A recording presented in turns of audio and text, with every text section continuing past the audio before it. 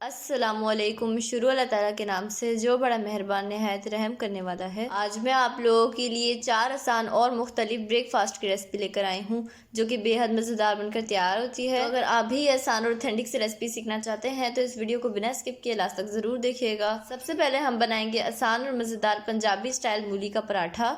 तो चलिए बगैर टाइम ज़ाया की वीडियो को स्टार्ट करते हैं। तो यहाँ चूल्हे के पे मैंने एक पैन रख लिया है, इसके अंदर ऐड कर रही हूँ मूली। तो आधा किलो से ज़्यादा मैंने मूली लिया है, यानी 700 ग्राम मूली लिया है और इसका मैंने पानी नहीं निचोड़ा है, इसे सिर्फ कद्दूकश किया है। इसे एक पैन के अंदर ऐड कर देंगे। कुछ लोग मूली का पराठा बनाते वक्त मूली का सारा पानी निचोड़ लेते हैं, लेकिन उससे क्या होता है, टाइम भी ज़ाया होता है और ज़्यादा मेहनत लगती है। लेकिन आज मैं आप लोगों को बहुत आसानी के साथ मूली का पराठा बनाना सिखाऊंगी। तो बस मूली को ऐड करने के बाद में इसके अंदर कुछ स्पाइसेस ऐड कर रही हूँ, जिसे मैंने हाफ टी स्पून हल्दी लिया है, 1 टीस्पून मैंने लिया है ज़ीरा पाउडर, 1 टीस्पून कुटी हुई लाल मिर्च, नमक हस्बे जायका और हाफ टी स्पून मैंने अजवाइन लिया है। इसे मूली के अंदर ऐड कर देंगे। साथ ही मैं इसके अंदर ऐड कर रही हूँ अदरक का पेस्ट 1 टेबल स्पून। तो यहाँ मैंने सिर्फ अदरक का पेस्ट लिया है, लहसुन का पेस्ट नहीं लिया है, क्योंकि मूली के पराठे का जो असल टेस्ट होता है ना, वो अदरक से आता है। तो बस अब इन सब चीज़ों को अच्छी तरह मिक्स कर लेंगे। और अगर आपको मेरी वीडियो थोड़ी सी भी अच्छी लग रही है ना, तो मेरी वीडियो को लाइक कर दें और चैनल पे नए हैं तो ज़रूर सब्सक्राइब कर लें। तो ये देखिए मैंने मसालों को अच्छी तरह मूली के साथ मिक्स कर लिया है। तो बस अब फ्लेम को हाई कर देंगे और मूली को अच्छी तरह भूनेंगे यहाँ तक इसका सारा पानी ड्राई हो जाए। तो ये देखिए मूली को मैंने अच्छी तरह पकाया है और इसका सारा पानी ड्राई हो चुका है, ये देखें। तो बस इस टाइम पे मैं इसके अंदर ऐड कर रही हूँ हरी मिर्चें। 3 अदद हरी मिर्चों को मैंने बारीक बारीक कट कर लिया है, ये ऐड करेंगे। साथ ही मैं इसके अंदर थोड़ा सा हरा धनिया ऐड कर रही हूँ। तो बस अब इसके अंदर और कोई चीज़ ऐड नहीं करेंगे, बस इतनी ही चीज़ों से हम इसे बनाकर तैयार करेंगे। तो बस हरा धनिया और मिर्चें ऐड करने के बाद इसे सिर्फ 1 मिनट तक पकाएंगे। तो ये देखिए मैंने इसे 1 मिनट तक पका लिया है। अब चूल्हे को बंद कर देंगे और इसे एक प्लेट के अंदर निकाल लेंगे। तो आप लोगों ने देखा ना कितने कम चीज़ों से हमने मसाले को बनाकर तैयार किया है, लेकिन इसका टेस्ट यकीन करें बहुत ही ज़्यादा मज़ेदार होगा।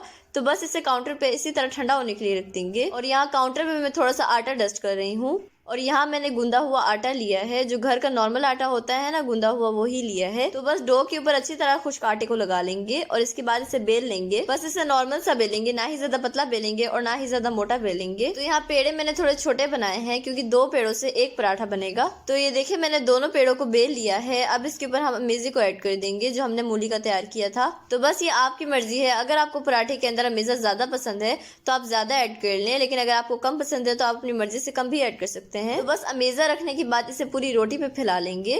तो ये देखिए मैंने पूरी रोटी पे मेज़े को फैला लिया है। अब जो हमने दूसरी रोटी बेल के रखी है ना, उसे हम इसके ऊपर इस तरह रख लेंगे और इसके बाद इसे इस तरह पलटेंगे और साइडों से देखिए इस तरह दबा लेंगे, ताकि ये अलग ना हो जाए और इसमें से मेज़ा बाहर ना निकल आए। ये देखिए इस तरह अच्छी तरह से सेट करेंगे और अच्छी तरह सेट करने के बाद इसके ऊपर खुश्का लगाएंगे और इसे बेल लेंगे। अब ये आपकी मर्जी है कि आपको कितना मोटा या कितना पतला पसंद है, आप उस हिसाब से बेल लें।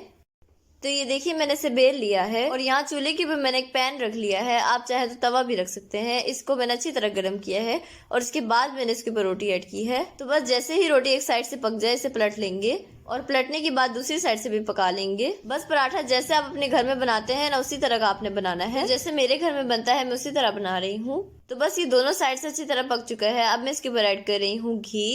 तो देसी घी मैं यहाँ यूज कर रही हूँ, आप अपनी मर्जी से रेगुलर घी भी ऐड कर सकते हैं। तो बस घी ऐड करने के बाद पराठे को अच्छी तरह फ्राई कर लेंगे।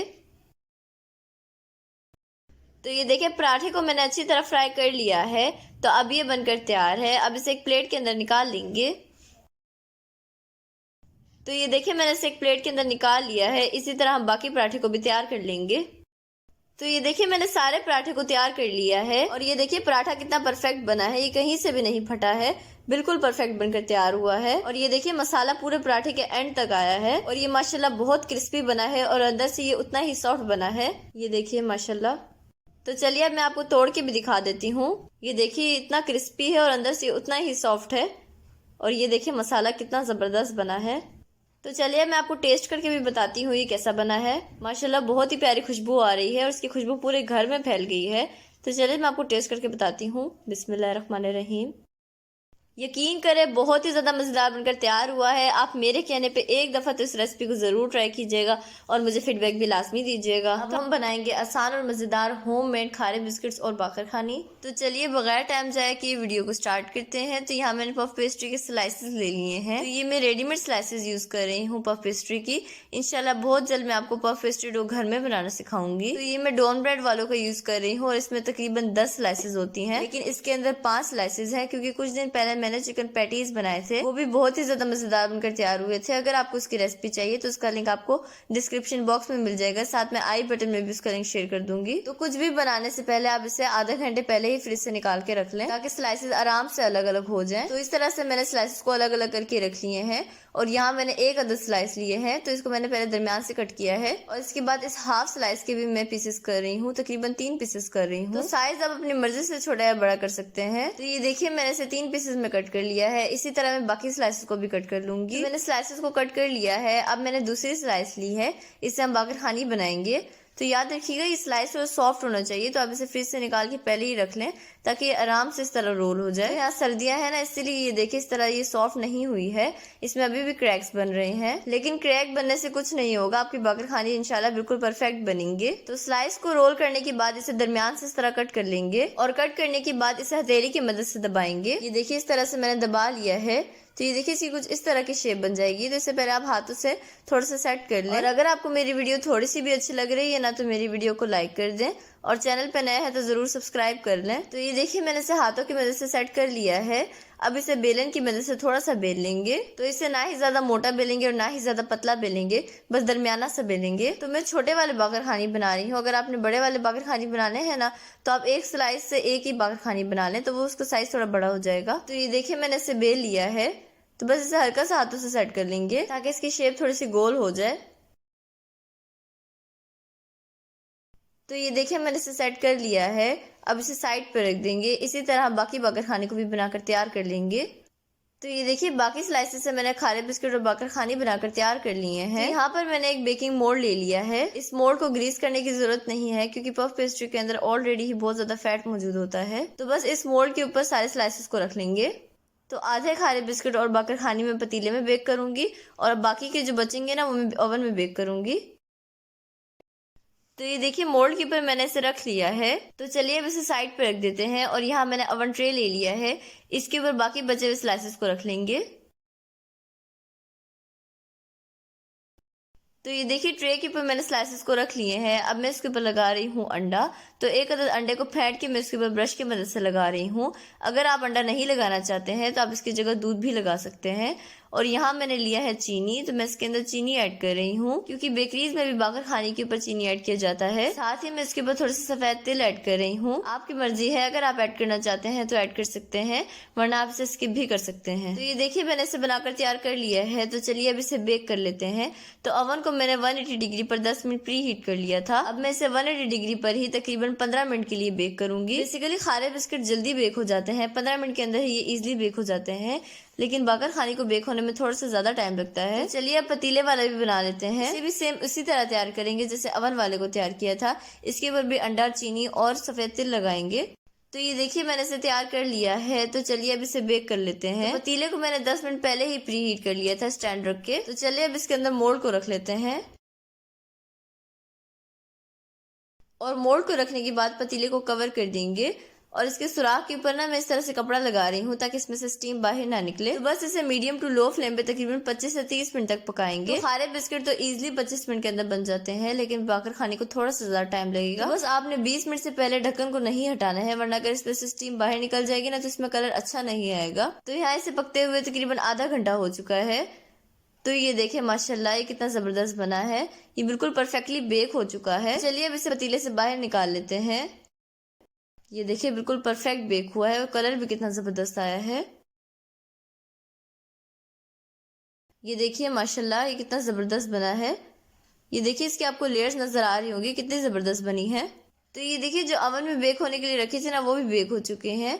और ये देखिए पतीले और ओवन का रिजल्ट बिल्कुल सेम है, बस थोड़ा सा कलर का फर्क है। ओवन में ये कि ज्यादा अच्छे बनकर तैयार होते हैं। तो ये देखिए मैंने डिश आउट कर लिया है और ये देखिए सिर्फ 5 स्लाइसेस से ये कितने ज्यादा बनकर तैयार हुए हैं और बेकरी के मुकाबले ये घर में ज्यादा सस्ते बनकर तैयार होते हैं। तो चलिए मैं आपको इसे तोड़ के भी दिखा देती हूँ। ये देखें माशाल्लाह, ये कितना ज़बरदस्त बनकर तैयार हुआ है, कितना क्रिस्पी बनकर तैयार हुआ है। और ये देखें इसकी लेयर्स आपको नज़र आ रही होंगी कितनी ज़बरदस्त बनी है। तो आप मेरे कहने पे एक दफ़ा तो इस रेसिपी को ज़रूर ट्राई कीजिएगा और मुझे फीडबैक भी लाजमी दीजिएगा। अब हम बनाएंगे आसान और मज़ेदार चिकन शाशलिक स्टिक्स। तो चलिए बगैर टाइम ज़ाया किए वीडियो को स्टार्ट करते हैं। तो यहाँ मैंने चिकन ले लिया है, बोनलेस चिकन लिया है और तकरीबन 200 ग्राम चिकन लिया है। इसे मैं इस तरह छोटे छोटे क्यूबिक शेप में कट कर रही हूँ। तो ये देखिए मैंने चिकन को कट कर लिया है। अब इसे एक बोल के अंदर ऐड कर देंगे और ऐड करने के बाद में इसके अंदर ऐड कर रही हूँ नमक हस्बे जायका, हल्दी हाफ टी स्पून, कुटी हुई लाल मिर्च हाफ टी स्पून, धनिया पाउडर 1 टीस्पून, जीरा पाउडर हाफ टी स्पून। और जीरा पाउडर ऐड करने के बाद में इसके अंदर ऐड कर रही हूँ तिक्का मसाला। तो यहाँ मैं नेशनल कंपनी का यूज़ कर रही हूँ, आप जिस भी ब्रांड का यूज़ करना चाहें कर सकते हैं। ये मैंने 1 टीस्पून ऐड किया है। फिर मैं इसके अंदर 1 लींबू का रस ऐड कर रही हूँ। सोया सॉस ऐड कर रही हूँ 1 टेबल स्पून। और सोया सॉस ऐड करने के बाद इन सब चीज़ों को अच्छी तरह मिक्स कर लेंगे। और अच्छी तरह मिक्स करने के बाद में इसके अंदर ऐड कर रही हूँ थोड़ा सा जर्दा कलर, आप अपनी मर्जी से कम या ज्यादा भी ऐड कर सकते हैं। और अच्छी तरह मिक्स करने के बाद में इसके अंदर ऐड कर रही हूँ लहसुन अदरक का पेस्ट 1 टेबल स्पून। और ऐड करने के बाद इसे भी अच्छी तरह मिक्स कर लेंगे। और अच्छी तरह मिक्स करने के बाद में इसे प्लास्टिक रैप की मदद से कवर कर रही हूँ। और अगर आपको मेरी वीडियो थोड़ी सी भी अच्छी लग रही है ना, तो मेरी वीडियो को लाइक कर दें और चैनल पे नए हैं तो जरूर सब्सक्राइब कर लें। ये देखिए मैंने कवर कर दिया है। अब इसे आधे घंटे के लिए इसी तरह छोड़ देंगे। तो यहाँ चिकन को रखे हुए तकरीबन आधा घंटा हो चुका है। तो बस इसे साइड पे रख देंगे। और यहाँ मैंने कुछ स्टिक्स ले ली हैं, साथ ही मैंने थोड़े से शिमला मिर्च लिए हैं, इसे मैंने स्क्वायर शेप में कट किया है। और प्याज को भी मैंने स्क्वायर शेप में कट किया है। तो बस अब प्याज, चिकन और शिमला मिर्च को इस तरह से स्टिक में लगा लेंगे। आप चाहे तो टमाटर भी इसमें लगा सकते हैं। तो सबसे पहले स्टिक के ऊपर मैंने चिकन को लगाया है, फिर मैंने प्याज ऐड किया है और इसके बाद मैंने शिमला मिर्च लगाया है। इसी तरह से हम बाकी स्टिक्स को भी बनाकर तैयार कर लेंगे। और तैयार करने के बाद इसे एक प्लेट के अंदर रखते जाएंगे। तो ये देखिए मैंने सारे स्टिक्स को बनाकर तैयार कर लिया है। तो चलिए अब इसे फ्राई कर लेते हैं। तो इसके लिए चूल्हे के ऊपर मैंने एक पैन रख लिया है, इसके अंदर ऐड कर रही हूँ कुकिंग ऑयल। ज्यादा कुकिंग ऑयल नहीं ऐड करेंगे, बस थोड़ा सा ऐड करेंगे। और जैसे ही कुकिंग ऑयल अच्छी तरह गर्म हो जाए तो इसके अंदर स्टिक्स को ऐड कर देंगे। तो स्टिक्स के अंदर मैंने टमाटर को भी लगा लिया है ताकि ये अच्छा सा कलरफुल लगे। बस ये जैसे ही एक साइड से फ्राई हो जाए तो इसे हम पलट लेंगे। इसी तरह सारे साइड से फ्राई कर लेंगे।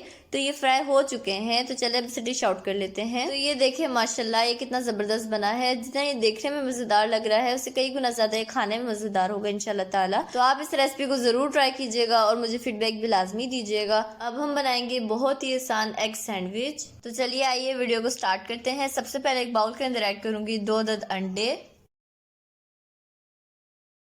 और अंडे ऐड करने के बाद इसके अंदर ऐड करूंगी काली मिर्च पाउडर आधा टीस्पून, नमक ऐड करूंगी हस्बे जायका। और नमक ऐड करने के बाद अंडे को अच्छी तरह फेंट लेंगे।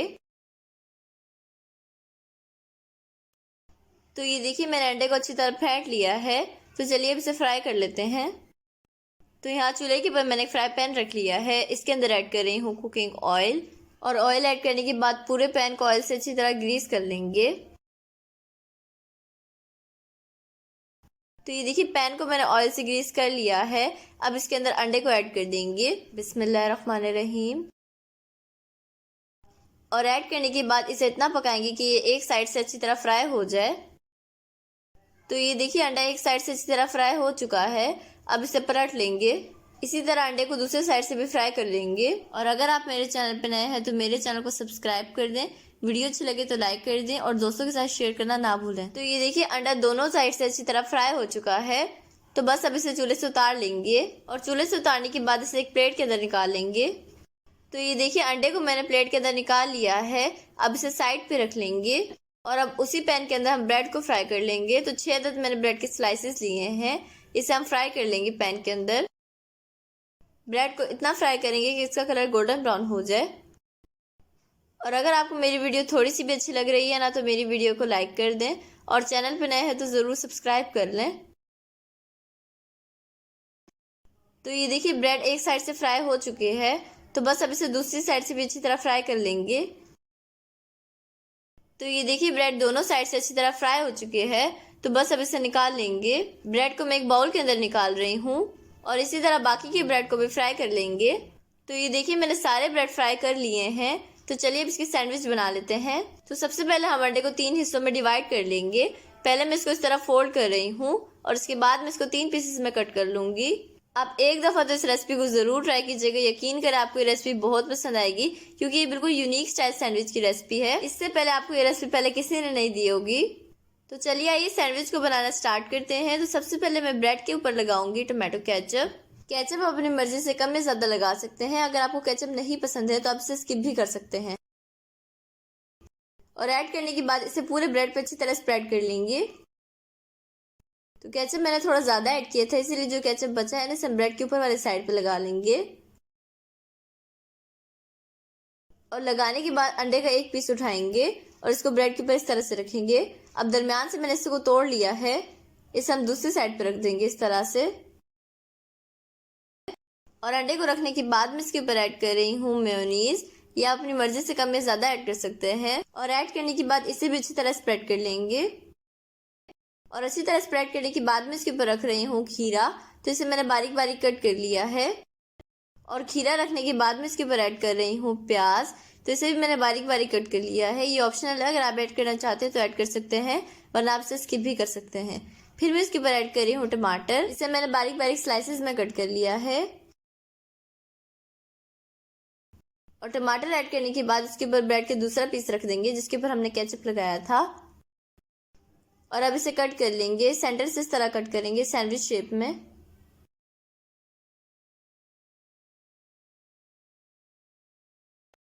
तो ये देखिए मैंने इसे कट कर लिया है। तो आप लोगों ने देखा ना कितने कम बजट में और कितने आसानी के साथ बनकर तैयार होती है और बहुत ही कम चीज़ों से बनकर तैयार होती है। तो ये देखिए सारे सैंडविच मैंने बनाकर तैयार कर लिए हैं और इसे मैंने डिश आउट कर लिया है। साथ ही मैंने थोड़ी हरी चटनी और केचप भी रख लिया है। तो ये है इसकी फाइनल लुक। और यकीन करिए बहुत ही ज़्यादा मज़ेदार बनकर तैयार हुआ है। तो आप इस रेसिपी को ज़रूर ट्राई कीजिएगा और मुझे फीडबैक भी लाजमी दीजिएगा। तो आई होप आपको मेरी तमाम रेसिपीज़ बहुत पसंद आई होंगी। अगर आपको मेरी रेसिपीज़ पसंद आए तो प्लीज़ मेरे चैनल को सब्सक्राइब कर दें, बेल आइकन को प्रेस करना ना भूलें। वीडियो अच्छी लगी तो लाइक और शेयर करना ना भूलें। तो नेक्स्ट वीडियो तक अल्लाह हाफिज़।